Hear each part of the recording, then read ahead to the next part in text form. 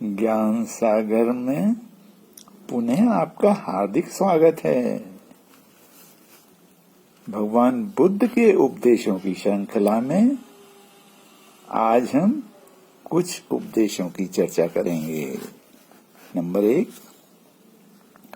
जो संयत आत्मा पुरुष सब कुछ जानते हुए भी बोलते नहीं हैं, वे ही मुनि मौन व्रत के योग्य हैं।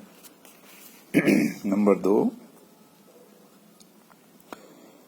यह अविद्या ही महान मोह है, जिसके कारण मनुष्य चिरकाल से संसार में पड़ा है, किंतु जो विद्यालाभी प्राणी होता है वह बार बार जन्म नहीं लेता। नंबर 3, जो भी दुख होता है वह सब संस्कारों से ही पैदा होता है। संस्कारों के निरोध से दुख की उत्पत्ति असंभव हो जाती है। नंबर 4, इस सारे प्रपंच का मूल अहंकार है। इसका जड़ मूल से नाश कर देना चाहिए। अहंकार के समूल नाश से ही अंतःकरण में रमने वाली तृष्णाओं का अंत हो जाता है। नंबर 5, अनात्मा में आत्मा है ऐसा मानने वाले और नाम रूप के बंधन में पड़े हुए इन मूढ़ मनुष्यों की ओर तो देखो। वे यह समझते हैं कि यही सत्य है। नंबर 6, वे जिस प्रकार की कल्पना करते हैं उससे वह वस्तु भिन्न प्रकार की होती है और उनकी कल्पना झूठी ठहरती है, क्योंकि जो क्षण भंगुर होता है वह तो नश्वर ही है। नंबर 7, ज्ञान के बिना दया नहीं होती। नंबर 8, जिस प्रकार सांप के फन से हम अपना पैर दूर रखते हैं, उसी प्रकार जो कामोपभोग से दूर रहता है वह स्मृतिमान पुरुष इस विष भरी तृष्णा का त्याग करके निर्वाण पथ की ओर अग्रसर होता है। नंबर 9, वासना ही जिसका उद्देश्य हो और संसारी सुखों के बंधन में जो पड़ा हो उसे छुड़ाना कठिन है, क्योंकि जो आगे या पीछे की आशा रखता है और अतीत या वर्तमान काल के कामोपभोग में लिप्त रहता है, उसे कौन छुड़ा सकता है। नंबर 10, सोने चांदी के लाखों करोड़ों सिक्कों को मैं श्रेष्ठ धन नहीं कहता, उसमें तो भय ही भय है। राजा का भय, अग्नि का, जल का, चोर का, लुटेरे का और अपने सगे संबंधियों तक का भय। नंबर 11, श्रेष्ठ और अचंचल तो मैं इन 7 धनों को मानता हूं: श्रद्धा, शील, लज्जा, लोक भय, श्रुत, त्याग और प्रज्ञा। इन सत पवित्र धन को कौन लूट सकता है और कौन छीन सकता है। नंबर 12, लोभ, द्वेष और मोह ये पाप के मूल हैं। अलोभ, अद्वेष और अमोह ये पुण्य के मूल हैं। नंबर 13,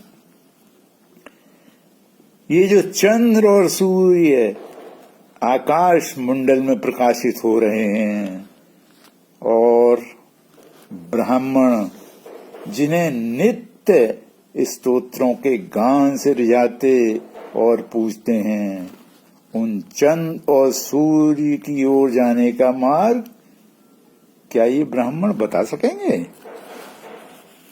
नंबर 14, जो स्मृतिमान मनुष्य अपने भोजन की मात्रा जानता है, उसे अजीर्ण की तकलीफ नहीं होती। वह आयु का पालन करते करते बहुत वर्षों के बाद वृद्ध होता है। नंबर 15, कोई कोई स्त्री तो पुरुष से भी श्रेष्ठ निकलती है, यदि वह बुद्धिमती, सुशील और बड़ों का आदर करने वाली तथा पतिव्रता हो, तो उसे कौन दोष दे सकता है? उसके गर्भ से जो पुत्र जन्म लेता है वह शूरवीर होता है। ऐसी सद्भाग्यवती स्त्री के गर्भ से जन्म लेने वाला पुत्र साम्राज्य चलाने की पात्रता रखता है। नंबर 16, कृपण के धन की कैसी बुरी गति होती है। कृपण मनुष्य से उसके जीवन काल में किसी को सुख नहीं मिलता। उसका इकट्ठा किया हुआ सारा धन अंत में राजा के खजाने में चला जाता है, या चोर लूट लेते हैं, अथवा उसके शत्रु ही उसे छीन लेते हैं। कृपण के धन की वैसी गति होती है जैसे जंगल के उस तालाब की, जिसका पानी किसी के काम नहीं आता और वह वहीं का वहीं सूख जाता है। नंबर 17, जरा और मरण तो भारी भारी पर्वतों से भी भयंकर है। हाथी, घोड़ा, रथ और पैदल सैनिकों की चतुरंगिणी सेना से कहीं जरा और मृत्यु की पराजय हो सकती है? जरा और मृत्यु के घर यह भेद नहीं कि यह ब्राह्मण है या यह चांडाल है। नंबर 18, सदाचाररत मनुष्य इस लोक में प्रशंसा पाता है और परलोक में सदगति पाता है। नंबर 19, अपने हाथ से कोई अपराध हो गया हो तो उसे स्वीकार करना और भविष्य में फिर कभी अपराध न करना, यही गृहस्थ का कर्तव्य है। नंबर 20, धर्म को जानकर जो मनुष्य वृद्ध जनों का आदर सत्कार करते हैं, उनके लिए इस लोक में प्रशंसा है और परलोक में सुगति। नंबर 21, भिक्षुओं, मैं तुम्हारी सेवा ना करूंगा तो कौन करेगा? यहाँ तुम्हारी माता नहीं, पिता नहीं जो तुम्हारी सेवा करते। तुम एक दूसरे की सेवा ना करोगे तो फिर कौन करेगा? जो रोगी की सेवा करता है वह मेरी ही सेवा करता है। नंबर 22,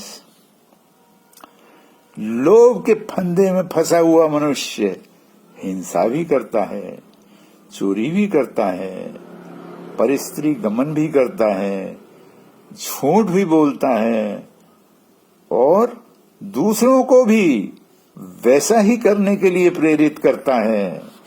नंबर 23, तुम खुद अपनी आंख से देखो कि यह धर्म अकुशल है, अतः त्याज्य है। इसे हम ग्रहण करेंगे तो हमारा अहित होगा। अकुशल धर्म का त्याग और कुशल धर्म का ग्रहण, ये दोनों तुम अपनी प्रज्ञा से करो, श्रुत से या मत परंपरा से नहीं। प्रामाण्य शास्त्रों की अनुकूलता से या तर्क कारण से नहीं, न्याय के हेतु से या अपने चिड़चिंतित मत के अनुकूल होने से नहीं, और वक्ता के आकार अथवा उसके भव्य रूप से प्रभावित होकर भी नहीं। नंबर 24, मुक्त पुरुष सदा सुख की नींद सोता है, राग आदि से रहित, नितांत अनासक्त और निर्भय पुरुष आंतरिक शांति में विहार करता हुआ सुख की नींद सोता है।